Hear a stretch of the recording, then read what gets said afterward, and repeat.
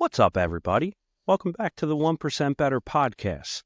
In today's episode, we're going to explore why time is one of your most precious resources and how managing it will lead to more productivity, balance, and a greater sense of fulfillment.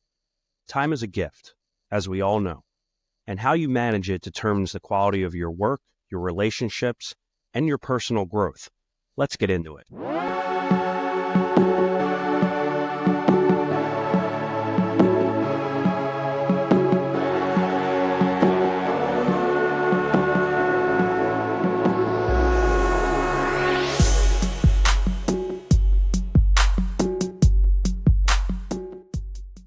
So I had to learn the hard way and figure out the myth of quote-unquote busyness. Early on in my career, I believed that cramming as many tasks into my schedule as possible was key to my success. I thought that staying late, not taking breaks or any lunches, working on weekends, and really just sacrificing my friends and my family time would put me where I needed to be in my career and higher on the corporate ladder, as you could say. But in the words of Colonel Sanders from The Waterboy, "Mama's wrong again." I was completely wrong. I learned a valuable lesson, though, and burnout became inevitable. This experience taught me a ton, that true productivity isn't about doing everything. It's about doing the right things at a high level by working smart. I needed this to happen to me, though, because burnout helped me shift my mindset to sustainable strategies and intentional focus. So I started doing my research on how many millionaires, billionaires, just successful people that I looked up to manage their time. Because at the end of the day, we all have 24 hours in a day, no matter who you are. I started thinking of the big picture and what my goals were and reverse engineered my time to get to them and hacked what was more important than other things. And that's where the importance of prioritizing my tasks came into play. I made sure that my tasks aligned with my long-term goals that I was setting out for and to help me let go of time wasters that were on my schedule. And when you do this and you look at your schedule, you're going to know immediately what those time wasters are, because only 20% of tasks contribute to 80% of your results. Prioritizing the right task leads to maximum impact. And I wanted to make sure that my focus was all on impact. And with that impact was where my focus came into play. And with the power of focus, less is more. Early on in my career, I initially saw multitasking as a badge of honor, thinking it made you more efficient the more you were doing. Instead, it diluted my effectiveness, and it also pissed people off, to be completely honest. I needed a solution, though, to make sure that I was highly focused on certain moments. That's where my method came into play.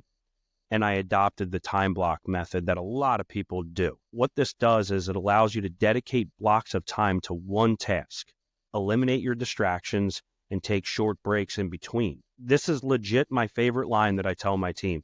Eliminate your distractions and be laser focused during your time blocks. Because when you're zoned in on one thing, nothing else distracts you. Nothing else is getting in the way. You're in that state of flow that everybody tries to get to. Studies show that 70% of professionals say that their most important tasks are interrupted by distractions. Limiting those distractions helps focus on what truly matters for yourself. This method didn't just evolve myself and my career, it also evolved my team to produce more in a shorter amount of time. No phones, no multitasking, no email, no instant messaging, just one task, and doing it at the highest level possible. Multitasking can reduce productivity as much as 40%. Think about that. So whatever you're doing and you're quote unquote focused on and you're multitasking, you're only pretty much doing it as half as well as you potentially can, because you're not just focused on that one task. This occurs because our brains aren't wired to do multiple tasks at once. We're actually engaging in task switching, which creates cognitive delays and hinders focus. As a result, not only does it take longer to complete your tasks, the quality of work suffers too. I also became vicious with protecting my time and learning to say no. So early on, I was a yes man, agreeing to everything, thinking it would lead to more success because, oh, Chuck is always saying yes. He's someone we can go to. He'll be on board. but it only left me drained, like absolutely mentally and physically drained. Learning to say no allowed me to protect my time and my energy. It made me more effective in the commitments that mattered. Taking this approach made me smarter and made me a more dependable leader because I knew what to focus on and what not to focus on.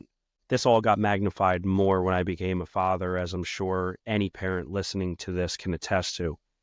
Becoming a father changed my approach to time completely.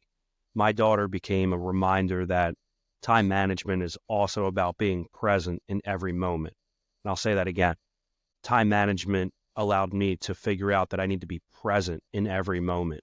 I began to set clear work boundaries, shutting down at a certain time to focus fully on family until bedtime. Businesses and jobs come and go, but your family is your North Star, so always remember that. So in summary, I recommend the following things for people to improve their time management. First, it's the time block method. For any task, only focus on that task during that time. These blocks can be from 25 to 90 minutes long. Second, prioritize your tasks with the Eisenhower Matrix. It's essential to differentiate between urgent and important tasks to avoid getting stuck on the low priority work. And this is how you can categorize it in in 4 quadrants. You have one that is urgent, important, not urgent, important, urgent, not important, and not urgent, not important. Focus on high priority tasks first.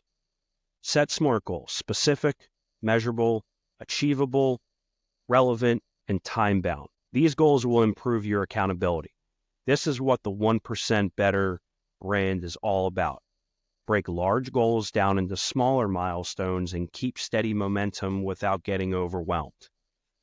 4. Say no to unnecessary commitments. Before committing, assess whether the task aligns with your priorities or your goals and if it adds significant value to them. 5. Plan your day the night before. A well-planned day reduces so much fatigue, decision fatigue for that matter, and helps you start the day with purpose. So each night, pick the top 3 tasks to focus on the next day. Use this plan to structure your schedule. Ensure critical tasks get priority time first. So wrapping this up, remember, it's not all about perfection. It's about progress, one day at a time, just improving a little bit. Start focusing on just one thing. Maybe it's just saying no to one unnecessary meeting, planning your day the night before, or fully being present with someone you care about. Small steps, repeated daily, lead to big changes. Small steps, repeated daily, lead to big changes. I want to thank you for listening to this episode of the 1% Bttr Podcast. If this resonated with you, I'd love for you to share it with someone that could benefit from these insights. And as always, keep improving 1% every day. Take care.